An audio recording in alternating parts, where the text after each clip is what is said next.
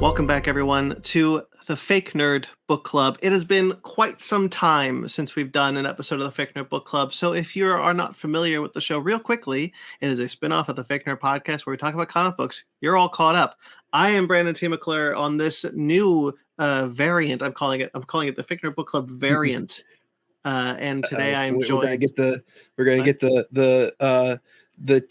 what is it, the not TSA, the other ones coming after us. Oh yeah, the TVA. TVA, that's it. Yeah. Yeah. So I'm calling this my Fake Nerd Book Club variant.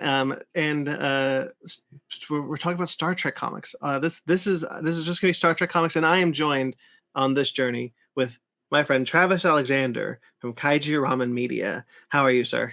I'm doing good. I'm doing very good. I'm excited to talk about Star Trek because I don't get to talk about Star Trek enough. Like we were talking about just before we jumped in, that I don't get to talk enough about Star Trek with everything that I do with Kaiju Ramen. So I'm glad I'm able to get on here and talk about Star Trek because I love it. Yeah.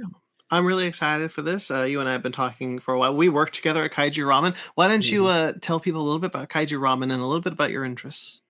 Well, so Kaiju Ramen Media is a fan magazine and now multimedia company, really, that I started along with my friend Michael Hamilton, and now we have a few other friends that have joined us along the way. And it really was just we wanted to celebrate our love of giant monster movies. So, we're big fans of Godzilla, of King Kong, of all these giant monster franchises, and we wanted to celebrate that in a way that also brought in the creativity and the love from other fans. And so that's why we started Kaiju Ramen magazine, and it's kind of expanded out. We have our own website now that also covers news, and we have a weekly podcast that covers news in the world of giant monster movies, and we have podcasts that have kind of spun off of that. And so it's just kind of expanded out, and so I am a giant monster junkie. I love giant monsters and always will. Godzilla, I live and breathe Godzilla, but I am at heart a sci-fi nerd.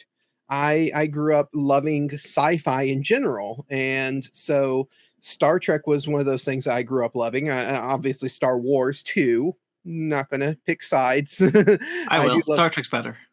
Well, the thing is, Star Trek I always loved more than Star Wars because it appeals to me, on a personal level. But my mom loves Star Wars, and because she doesn't like a lot of the nerdy things, I kind of I get into Star Wars just so that I can share that with her, because there's not very many interests that we share. So yeah, I'm the same way. My late father, he wasn't a big sci-fi nerd. He wasn't a geek or a nerd like I was. But one day, I'll never forget this for as long as I live, and primarily because it was kind of the last thing we shared together. But he told me, he saw that I was reading Dune. I was reading the book Dune because we were going to do the book and the movie together when the movie came out.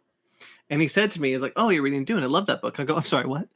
He's like, "Yeah, I read all of them." I'm like, "I'm sorry, what? You read all of the Dune novels?" And you wait till now to tell me this? Yeah, I was like, where did this come from? It's like, he's a huge Dune fan. He was like super excited for the movie, and I was like, damn, I did not know that about you. Yeah. So it's so Star Wars is that thing, but I also grew up reading comic books. My dad was a huge comic book nerd. He had a bunch of comics from when he was a kid, a lot of stuff from the 60s and 70s. So stuff that's now probably very valuable and everything. And so Spider-Man and Black Panther are my two favorite characters. So just really love those. I tend to lean towards kind of weirder things. For anybody who knows me, knows I lean towards more obscure and weird things. In the comic book world, I love like Streaky the Super Cat and the Pet Avengers and things like that. The weirder is Squirrel Girl. I love Squirrel Girl. So I do lean towards kind of more weirder, obscure things. Kamen Rider, if anybody knows what Kamen Rider is, that's kind of a very weird niche thing within the niche of giant monster kind of related stuff. So love that. So yeah, I'm just one of those weird nerds that just likes very weird and obscure things. You said something a little earlier, and to kind of get us to segue into what we're talking about today, I'm going to quickly turn into a conversation episode for a minute. Um, I don't think there is quite a large leap from being a sci-fi nerd to a kaiju nerd. Right, right, and yeah, and a lot of, especially if you're if you like a lot of the American giant monster movies, like you were talking about Beast from 20,000 Fathoms, or things like that. They were all sci-fi movies. Like they were all like at their core sci-fi movies that just happen to also feature giant monsters in them. Now, when you get into the kaiju giant monster genre, you find out that there's some that kind of play with, some are not so sci-fi, some of them are more fantasy, some of them are, there is that kind of like uh branching of the genre. But yeah, and so I think that if you start as it's the same with like a someone who loves dinosaurs. It's like there's not a huge leap from liking dinosaurs to liking giant monster stuff and everything. That line is very narrow between those two things. So it's nice that we get to cross over here and there. I love it. Yeah.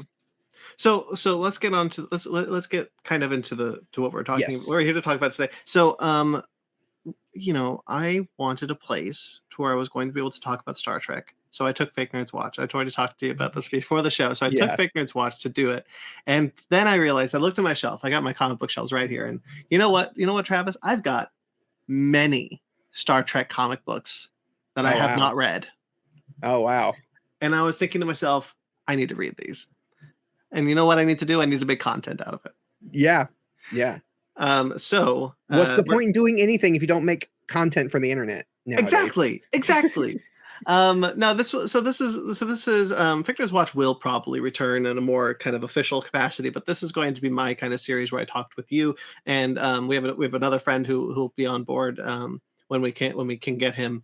I chose two people with drastically different time zones as I am. So yeah, it's hard, man. It's hard with those time zones. Yeah, but there's always time. You just got to find it. Yeah. Time is just a wibbly wobbly ball of stuff. Exactly. Doctor Who fans right now. Yeah. So we're talking today about Star Trek Discovery Aftermath, which is technically a proof of concept for Strange New Worlds. Okay. It was written by Kirsten Beyer, sorry, who's written many things. I recently talked about something that Kirsten Beyer wrote, which is Star Trek Picard. Oh shit! What's the title of that thing? It's an audio drama where Seven of Nine and Raffi Musiker have sex for an hour and a half, and it's great. That's not the plot of it, but like it's a very steamy, very sexy. Sure. I really like Seven and Raffi, so I was happy to read it. Yeah. This is also written by Mike Johnson with art by Tony Shasteen. I should have written this better. Shasteen.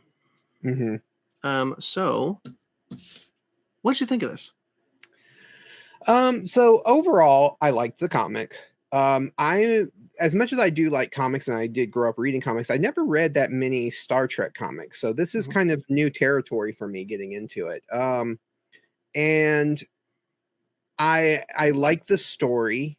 I like where they were going with it, knowing that it came out at a time when Strange New Worlds had not come out yet.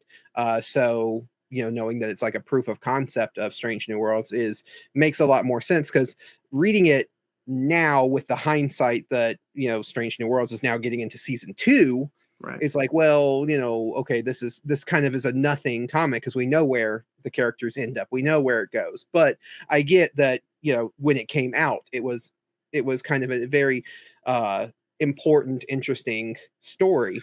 People were palpable for they were desperate for more adventures with Pike and Spock and Una, and they wanted it so badly. And I think IDW was really smart to capitalize on that right away, being like, here's 3 issues of them to kind of be like, hey, there's an audience for this, which I don't think the comic is directly responsible, but I think the comic did help kind of convince Paramount Plus to be like, okay, you know what? Let's make Strange New Worlds. Yeah, and if nothing else, it kept that fresh in the minds of at least a portion of the fandom, the portion that went out and read this, so that when Strange New Worlds did come around, it was like the Star Trek never really left. That storyline was still kind of fresh. Yeah. So yeah, I like that. My biggest pet peeve with it, I think, is artwork. Yeah. And it's not a knock on the artist himself. I think it's a him. If I'm wrong, then I'm sorry, but it's not a knock on the artwork or the artist himself. But I don't like when they try to do that photorealistic, or not even photorealistic, but just like very, very accurate to the real life people Hmm. style of artwork. There's a And lot of tracing, I noticed. yeah, there is. There's a lot of tracing, and they're trying to stay on model, quote unquote, on model with the actors and stuff who play these characters, because you have Ethan Peck and Anson Mount and all of them, Rebecca Romaine. So, but the problem that I have when a comic does that is that human faces, when we're looking at another human, we are made to recognize subtle ticks in our faces and in faces. But when you put that on paper, it doesn't translate. So with art forms and comic book forms, and you usually have to exaggerate facial expressions. Like everything's heightened, everything's exaggerated, because it being in a 2D form, a static form, not moving, having those exaggerated expressions helps a reader kind of understand the emotions and stuff that's going on and read them in their faces. But when you're taking directly from a person's like actual photograph and stuff, they may be emoting, and if you see them in real life, they're emoting in a way that you can recognize because it's little subtle things. But when you draw it out, it just looks like they're staring blankly. And there's a Hmm. lot of blank staring in this comic. And it's so funny because you can tell the difference between the characters that are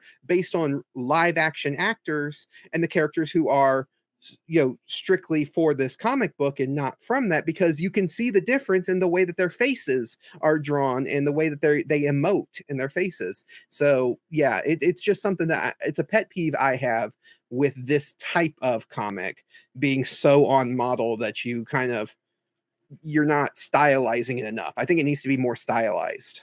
Sure, I agree with that actually. Especially your comment where you said that you can tell who was drawn for the comic and who was Hmm. actor for the show.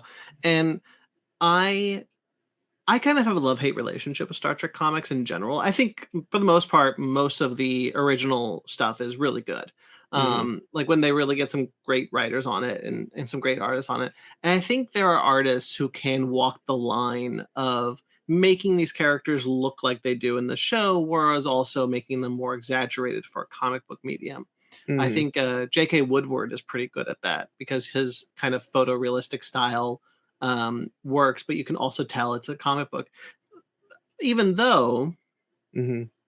there's a stiffness to it, right? Hmm.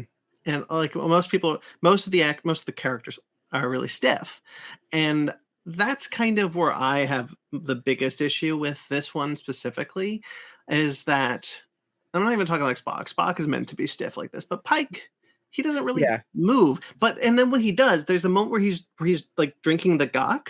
Hmm. Like, that looks really good because that's in a comic book. Yeah. That he's not that you would never see Anson Mount pick up a large bowl of worms and Right. dump it into his mouth. Right. Yeah. But that Yeah. looks really good because that feels like it's from a comic book. Right. Exactly. Yeah. There are moments like that in this that I'm like, oh man, I wish it was more comic comic booky in its art style instead of being so adherent to.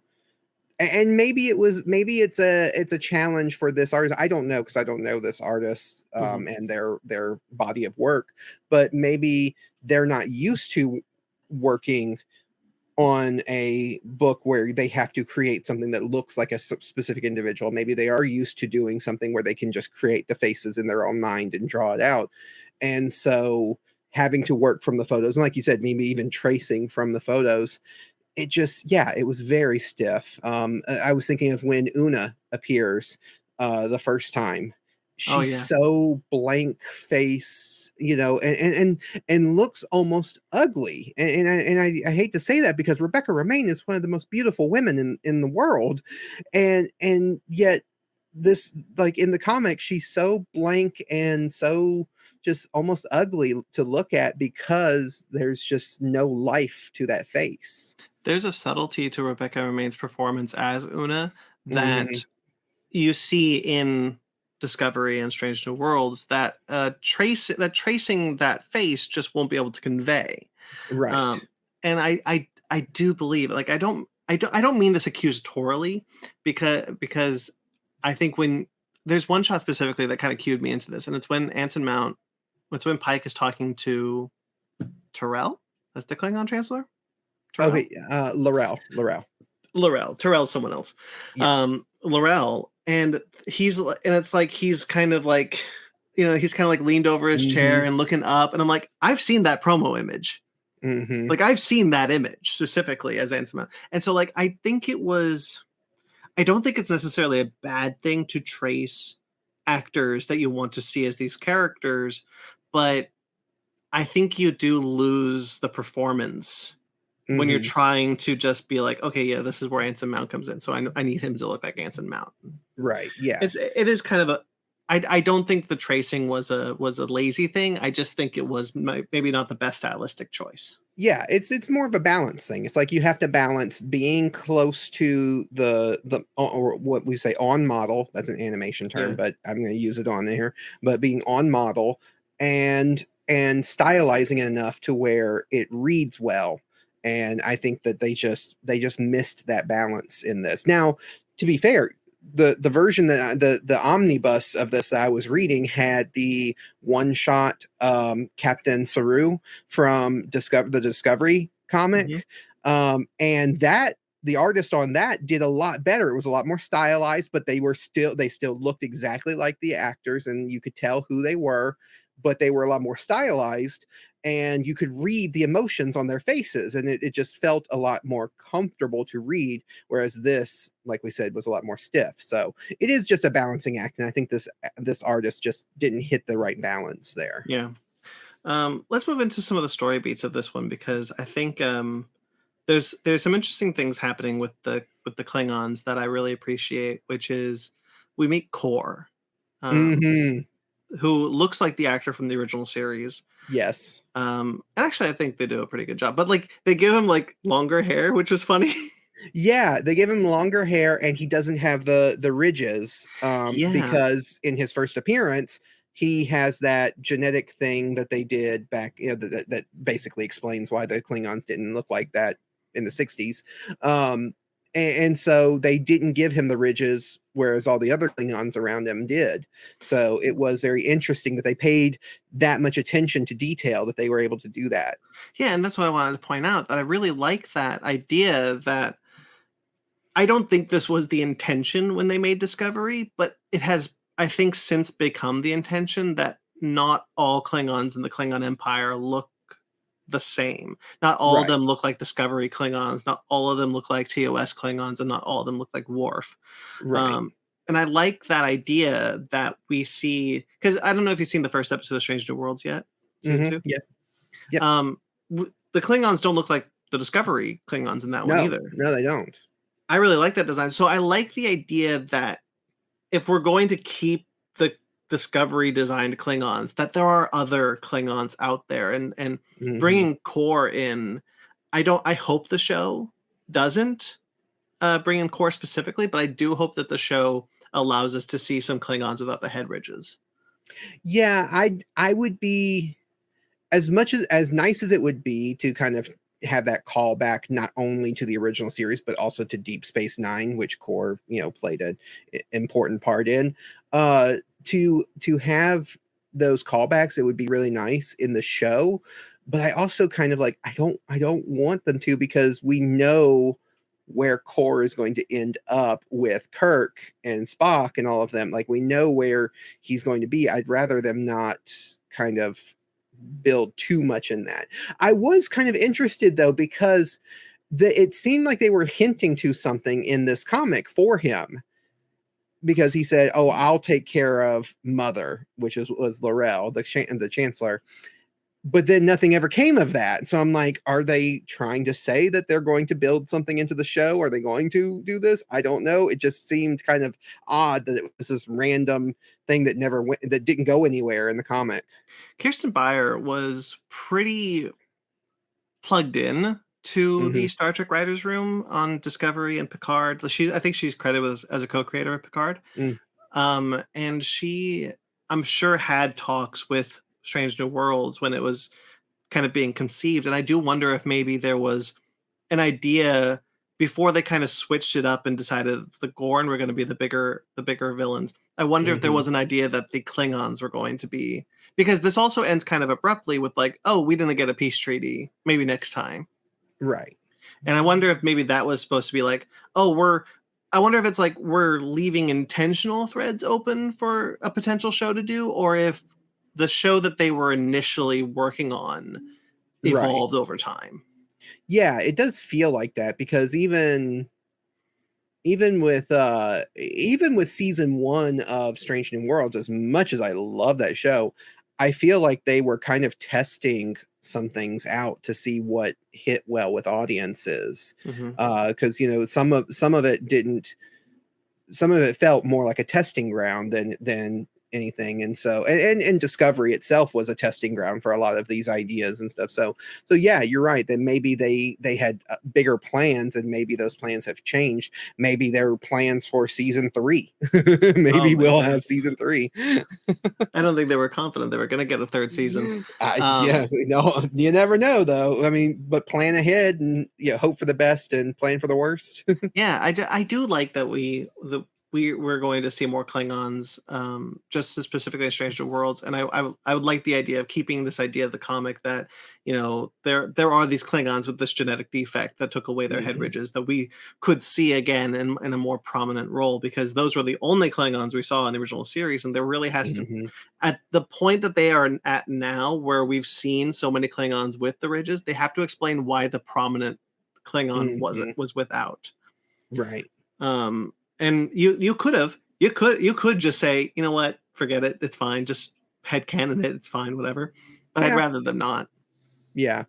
Yeah, Um, but I do like the expanding of the universe by adding Core in, because showing how integral he is to Klingon history and yeah. Klingon and Federation history, by being there, through all of it. Like he was there during the initial peace talks, and he's going to be there through a lot of those things. He's there in the original series. He's there in Deep Space Nine during the Dominion War. It's like Mhm. there's so many things that he has been a part of, and you see why he is such a respected and uh well beloved person within the universe by the time you get to Deep Space Nine, because he's been just for what is it, like 200 years at that point, Something like that, like yeah. yeah, like 200 years of being involved in Klingon Federation history. So I like seeing him in this younger mhm, phase, and I've joked about his hair, but I do actually think it's an effective clue mm, as to how young this version of Core is meant yeah, to be.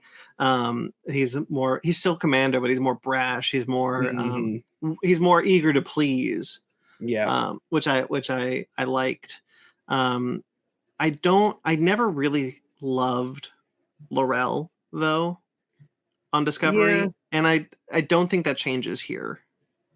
So Laurel has been an interesting character, because I like certain aspects of her character, but then other characters I feel like they kind of almost feel forced, like she has to do this because it makes sense in the show, not Mhm, because this is something the character would realistically do. So there's mhm. a lot of decisions that she makes that don't set well with me. Even within the comic book, it just kind of feels a little odd, some of the decisions that she makes. I do like that she reaches out to Spock though, Sure. I do like that she reaches out to Spock and asks for Spock's assistance because she notices that Spock is not in uniform. So Mhm. she's like, okay, you're a Vulcan. You're not in uniform. I know you, though, because I've seen you around. So it's like, so what's going on? So maybe you're more of a neutral party. And that's actually a really good that's actually something that I really like about its connection to Discovery, where L'Rell says, "I knew Michael too." Hmm. And, Yeah, like, they have this kind of, like, because Spock can't talk about his sister because of what happened at the end of season 2. right. Um, so he can't really talk to anyone outside of, Pike about this, but there's this other person who's got no investment, no signed NDA for Starfleet to be like, "Hey, Yep. I met Michael. Yep. Exactly. We have that connection. Let's talk real quick."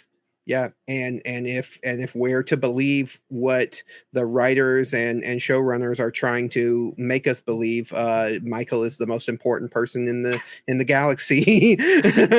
I was so bummed. So the weird thing is about that is, so I Mhm. like the first season of Discovery fine. Uh-huh. I think it's a pretty good season. I like the second season a lot, and I think the second season like Mhm. really sings. Yeah, to me that's where it picks up. Yeah. Me too. Season 3 and 4 I haven't been too crazy about. I do like the new setting. I like some of the other things, Yeah. but I don't love that. It's because I didn't feel this in season 1. I don't love that post season 2 Michael is the most important person in the universe. Mhm. And I don't really, I know that's not like an intentional thing that the writers keep trying to do. She is the main character of a Star Trek show, which is unheard of in Star Trek. Right. Yeah. Um, so it's very difficult to walk that line. I'm not saying that something good can't be done of it. It's just Right. humorous to me that that this comic had that as a side effect. Be like, hey, remember Right. Michael Burnham who saved everyone, who's Right. supposed Yeah. to be here but can't be here? Right. The And I'm like, linchpin of really? everything. Yeah. No, I so unlike a lot of or well, I won't say even a lot. Unlike some Star Trek fans, I don't have a problem with Michael Burnham as a character. I Yeah. think as a character, she's okay.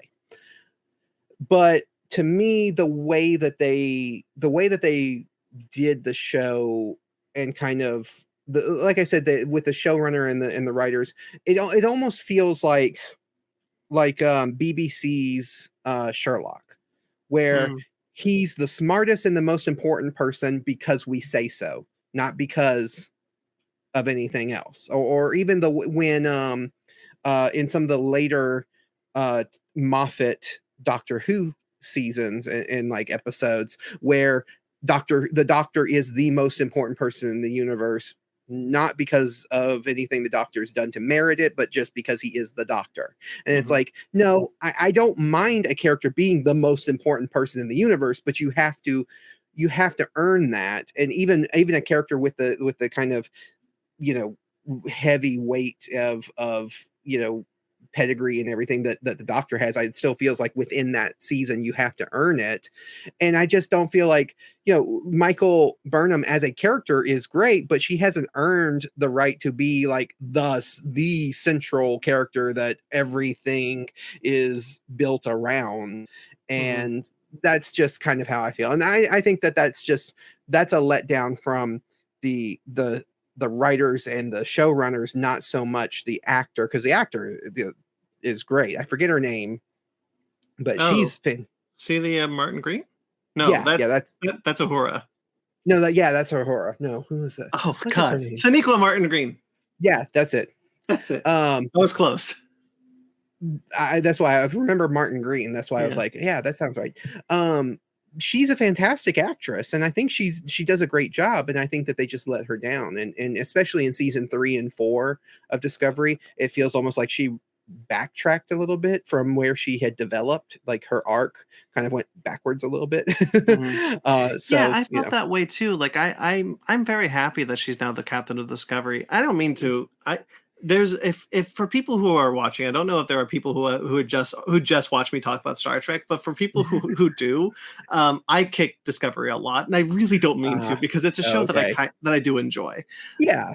But with Burnham, I'm glad that she's the captain of Discovery. I think she earned that role. I think she's good in that Hmm. role.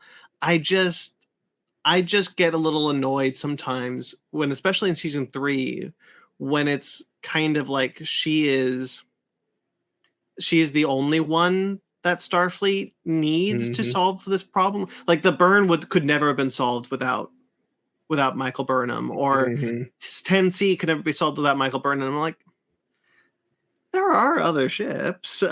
There are other characters on Discovery that I Yeah. wish we had more screen time with. Mhm. My issues with Michael Burnham have nothing to do with her being the most important main character in the show. Is that so much time is taken away from other characters that I Yeah, and do that's want to another thing. see. Yeah.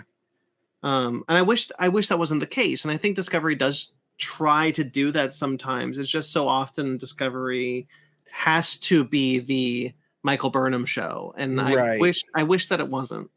Yeah. They had a lot more balance with other characters post season 1, but season Mhm. 1 was the Michael Burnham show. Season 2 was a lot of that. Season 3 it started to balance out a little bit more, but it's still just yeah. I think season Um 4 did it the best. I don't think it's a great mhm, season, but I think season 4 does it the best because we get like Oshikin gets a really mhm, cool subplot where I'm like, oh, this is cool. I'm glad we're getting more of this, and I right. want to see more of that go into season 5.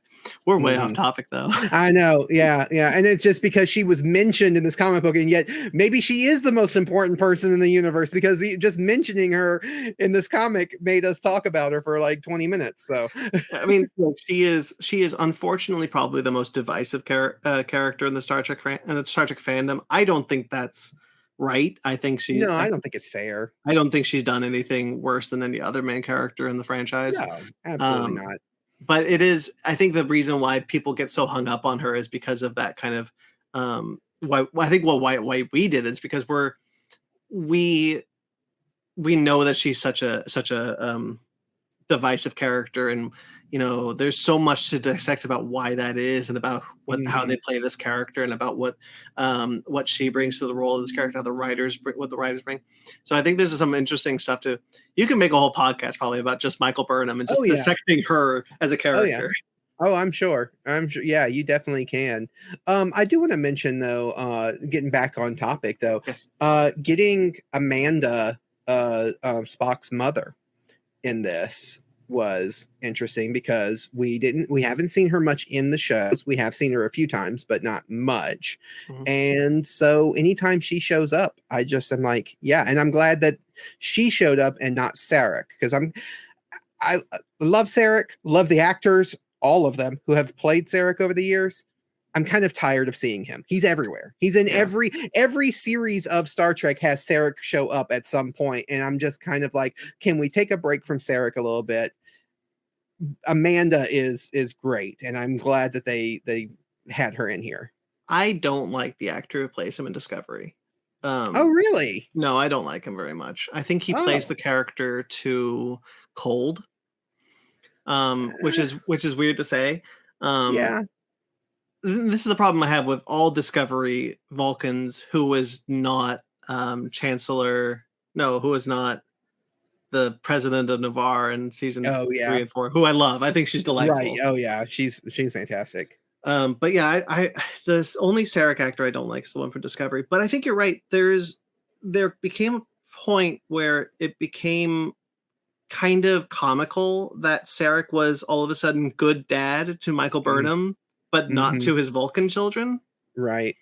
And Yeah. the fact that this book does decide to correct that and be like, "Yeah, here's a scene between Amanda and Spock, because that is the Mhm. relationship that Spock values the most," Right. was very nice and very sweet, and I really enjoyed that scene. Yeah, I love when she uses the line, what is it, like, "Don't stop being adorably clueless," or something like that, Yeah, and it's just so funny for someone who is so smart and so educated as Spock to be told that he's clueless, yeah. is just great, because he is clueless when it comes to human things and stuff, and having that book, that Michael had Adventures in Wonderland, and she left behind Alice Through the Looking Glass for him, and he's like, "But I've read it. Why would I need it?" Mhm. It's like, it's such a Vulcan thing to say. It's like, I've already read that book. Why do I need to? Why do I need it? There's also a scene in this where we learn that Spock was bullied as a kid, Mhm. which is not new to Star Trek because that's actually No. something that happened in Star Trek the animated series. Mhm. When Spock goes back in time to see him as a child. I always find that very interesting how it's become important to showcase how Spock was bullied as a kid Mhm. whenever we get Kid Spock. Yeah. And Yeah. again, this was started in the 70s. And I Mhm. just think it's like, okay, remember Spock was bullied for being Yeah. half human, half Vulcan. I'm like, yeah, okay, we don't. I get it. I get Vulcan side hair, whatever the hell that kid's Oh hair my was. goodness. That was great. It's like, okay, so they do have different hairstyles, not just the bowl cut. That's like a rebellious bully Vulcan, just like Yeah, I'm going through it's my a half 80s bowl phase. cut, and it's like, yeah, it was Par- great. Party on the side. Yeah, it was great. Yeah, I did enjoy that. I like that the idea that Spock, um, when he's gifted the book, Alice Through the Looking Glass, thinks to himself like, "Oh, this was just a book that Michael left behind." Mhm. But Amanda had to tell him, "No, he she didn't leave it behind. She left it for you. This was a Mhm. gift. You need to take this because it'll help you." Right. Um, so I did appreciate that, and then Pike showing up and everyone thinking it's Sarek and be like, "Oh shit, Mhm. Sarek's back. We got to get the hell out of here." Right, yeah. I did like I miss these uniforms. I'll be honest. I Yeah. I did like the Discovery Enterprise uniforms back in the day. Yeah, the Enterprise ones were great. They I don't know. I think all of the Enterprise suits that they've done, even in Strange New Worlds, I think they've done a good job with that. I think Pike and all of them are. I think because they know they're heading towards a specific style and a specific design, and they have a specific design that they have to base on, but they're kind of playing with it Yeah, is always fun. I do not like the Discovery designs. I've The they're too first ones. militaristic. They're too militaristic for me. Yeah, yeah, they are. Um, Look, I say that, but like my favorite is the Monster Maroon, which are arguably the most militaristic in the franchise. So like, maybe it's just the Yeah. the dark blue that I'm not crazy about. Yeah, maybe. I think that the just the constant because the chevron is also in the pattern on Yeah, the sides and the in the color blocking. It's not just color blocking; it's like actual miniature chevrons are running down. I don't like that. It's yeah, too much. yeah. It's a very busy uniform. I never understood the idea of like, oh, this is a bridge uniform between NX-01 and original series, and I'm like, Yeah. that doesn't make any sense because 2 years before this first season, they're Hmm. in stupid gold turtlenecs, Hmm. which are canon because Yep. we've seen those damn turtlenecks on Pike's Yep. whatever the hell he's shelf. It's a shelf. Right. I couldn't remember the word for shelf. Anyway, Yeah.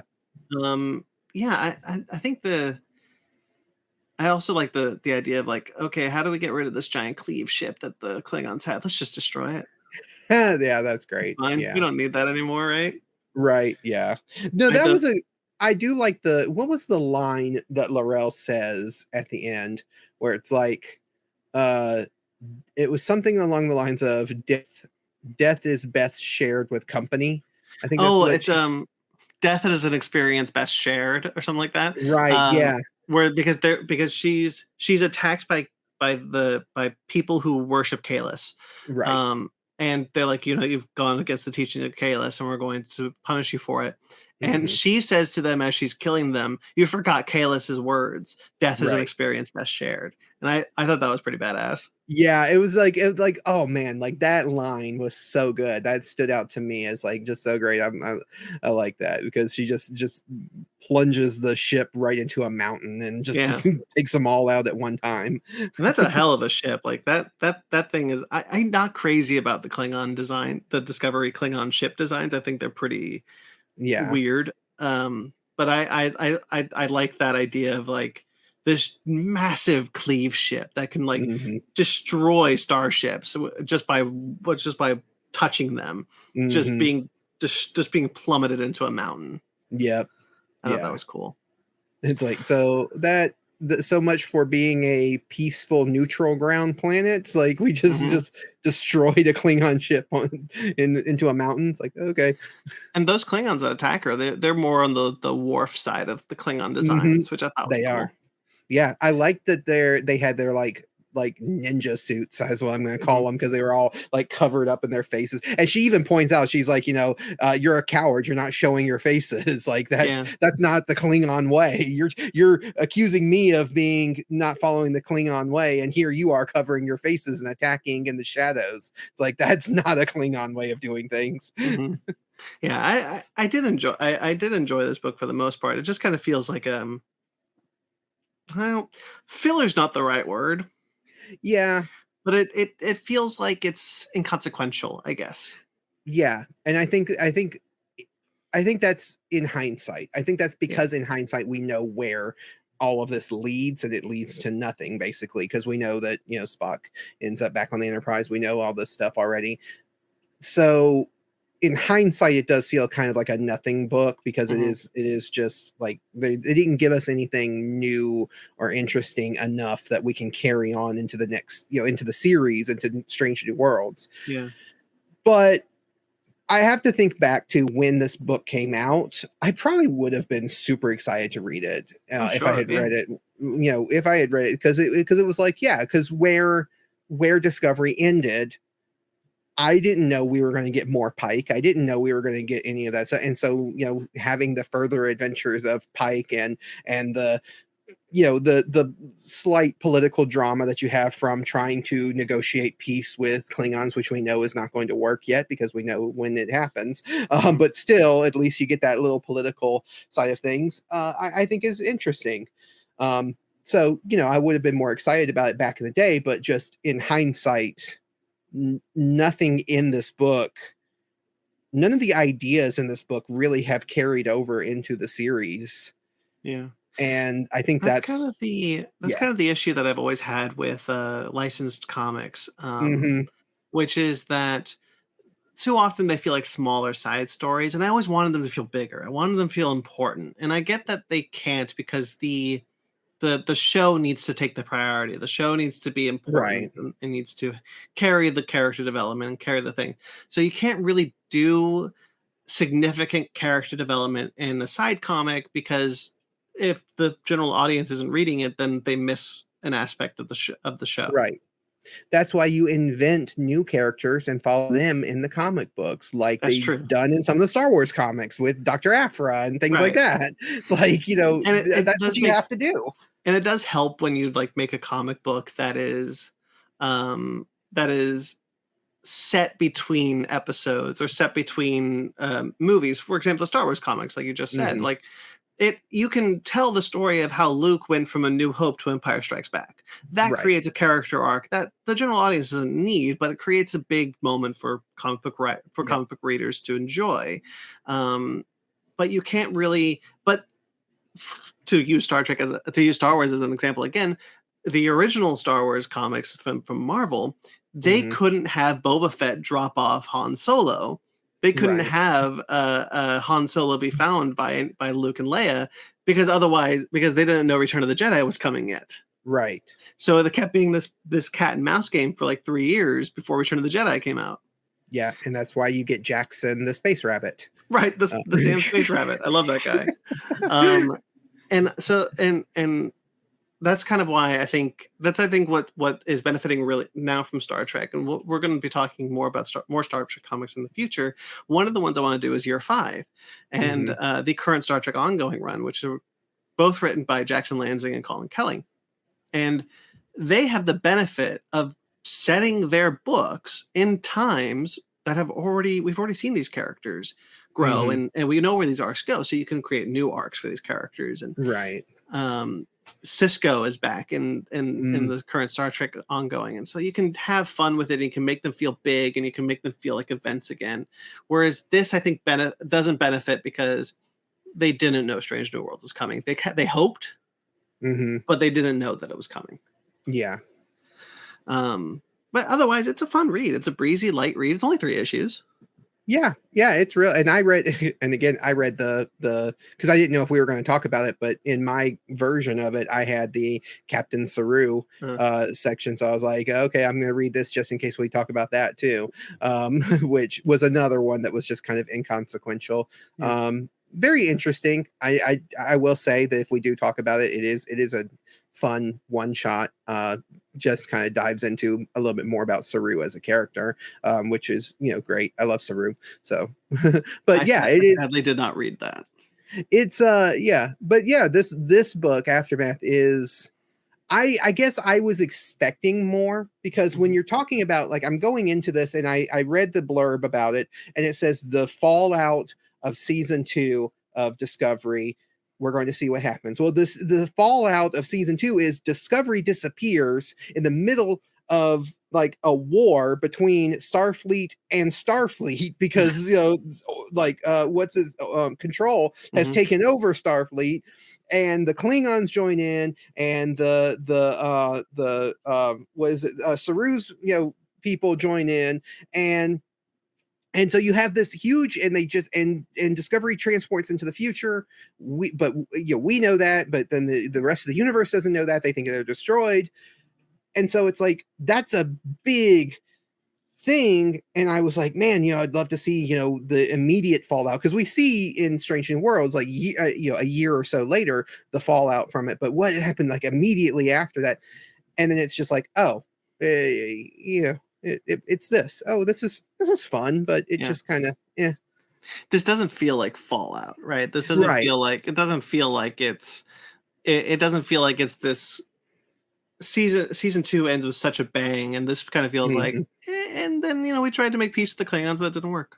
Oh well. Yeah. And so we'll try again later. And it's Yeah. just like, okay, whatever, And I like that go ahead. yeah. No. I was just completely agreeing with you. Yeah, and that's how it was, and so it was disappointing. Yeah. I like Kirsten Beyer, and I think she writes these characters well. Hmm. I could hear Oh Ethan yeah, Peck and Anson Mount in this dialogue, and that was really hmm, helpful. yeah. Um, She's got a good sense of the voices of the characters. So so if you go into it with the expectation of knowing that it's not this big, huge, epic Fallout thing, and just look at it as just a little side kind of almost like the little like what is it like 15 minutes or not even 15-minute long little things that they do sometimes or that they were doing the little short side tracks. mission, yeah, the short treks. Yeah. Yeah, if you look at it as kind of like that as one of those just in print form, it works because the characters feel like the characters. Yeah, I think It, that's a really good analogy. This feels like a short track in a good yeah, way. In a good way. yeah, yeah, it really does. I guess I just was expecting more from it. Yeah. Well, next time we're going to be doing another. If we're done, you have Yeah, anything more you want? no, I'm good. Um, so next time we're going to be doing another Strange New Worlds comic. We're going to do the bridge comic between season 1 and 2, Star Trek Strange New Worlds, the Illyrian Enigma, I think it's called. Okay. Don't have it in front of me. But so that will be I kind of wanted to kind of ease us in back into the series with these Strange New Worlds books because Strange New Worlds has started to air, and then we're going to be going into a more meatier book series. I believe, yeah, I think we're just going to do the Mirror Universe comics next. Oh yeah. Okay. So that'll be fun. But yeah, so right now just easing us back in. So yeah, so thank you, Travis. This was fun. Yeah, it was. It was nice. It was nice getting to talk about Star Trek. I love it. So why don't you plug your stuff? Yeah, so anybody who's interested in checking out, if you're a fan of giant monster related stuff, you can check out kaijuramenmedia.com. We have a fan magazine that we publish digitally and also have a I was limited in the run. latest issue. Yeah. Issue 9 was all King Kong related. So if you're interested in King Kong, go check it out. We still have a few copies of issue 9, the physical copies. Digital copies are always available. But yeah, I'm on some other podcasts. I'm on Kaiju Weekly, which are our weekly news where we talk about the giant monster stuff. So we have a YouTube channel that's Kaiju Ramen Media on YouTube. But yeah, so if you want to find out anything about what I do, just check out kaijuramenmedia.com. You can also follow kaiju_ramen on Twitter. Very cool. Guys, this is Fichtner Book Club. You can, of course, find this on the Fichtner Podcast family of podcasts. That's kind of what I've unofficially titled our network. So this is welcome back, Fake Nerd Book Club. Happy to have it back. If you want to hear more from myself or my co-host on the Fake Nerd Podcast, you can of course check out Fake Nerd Podcast, which goes live every Sunday, where we talk about movies and comic books and TV shows and more comic books. We have a weekly book club segment on that show. There's more coming from the Fake Nerd Book Club. Just the kind of feed that we're going to populate the feed with some of our older book clubs on the main show. So that'll be cool, getting more people to hear us talk about comic books. There's plenty of other shows. I do kind of want to keep this quick because there's a lot of shows. So I will say Fake Nerds Watch is returning with new episodes of Star Trek Strange New Worlds. That's going to be that's not going to be with Cookie from Just Little Podcast. Sadly, he is having a child, and I've already got Sparks and Ryan to do it. Dang it. So Sparks and Ryan will be joining me on that one. So that'll be interesting. That'll be fun. And I do a solo show which is currently going through its second season called Conversation. Conversation is a fun little show I put on where I talk to other podcasters about their fandoms and their fandom journey. Travis, you were on the first season of that show. Yep. I am about halfway through season 2 now, and I don't mean to toot my own horn, but it might be the best thing I've ever done.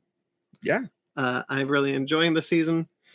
Lots of Indiana Jones stuff coming on this channel, guys. This is a Star Trek show. I shouldn't be telling you about my other love of Indiana Jones, but hey, I'm doing a bunch of Indiana Jones stuff if anyone gives a shit.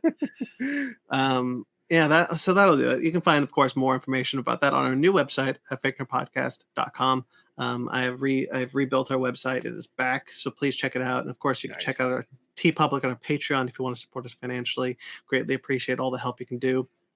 That'll do it. So Fake Nerd Podcast on all the social medias. I'm at BT McLaurin on Instagram and Twitter. You can also find me writing for CBR.com, AtomicGeekdom.com, and of course KaijuRamenMedia.com, where I am also the website editor. Yeah. So that'll do it, guys. Until next time, live long and prosper.